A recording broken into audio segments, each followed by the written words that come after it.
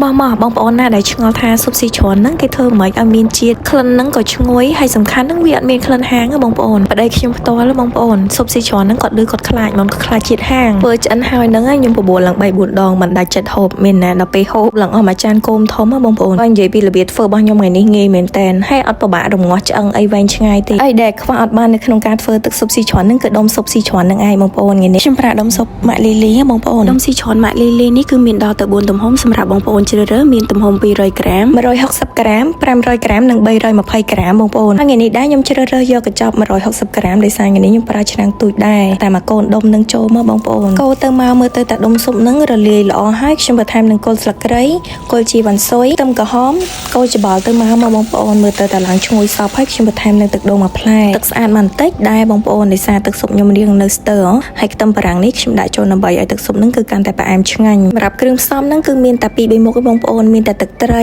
ម្សៅស៊ុបប៊ីចេងរាប់ស្ករគឺខ្ញុំអត់ដាក់ទេបងប្អូនដោយសារវាផ្អែមចេញពីបន្លែហើយនៅទឹកដូងហើយអញ្ចឹងបងប្អូនមើលទៅតែវាចេញជាតិសព្វល្អហើយខ្ញុំរំលែកដាក់ឆ្នាំងមួយទៀតដាក់បន្លែដាក់សាច់តាមចំណង់ចំណូលចិត្តមកជាការស្រេចហើយដុំស៊ីឈွန်ម៉ាក់លីលីនេះបងប្អូនមិនត្រឹមអាចធ្វើជាទឹកស៊ុបទេយើងអាចច្នៃជាឆាឬប្រឡាក់តាមចំណង់ចំណូលចិត្តតែបែបចិនណាបងប្អូនបើបងប្អូនណាខ្លាចហាងនេះខ្ញុំឲ្យ100 លើ 100សម្រាប់ម៉ាក់លីលីនេះហ្មងគឺអត់ហាងបងប្អូន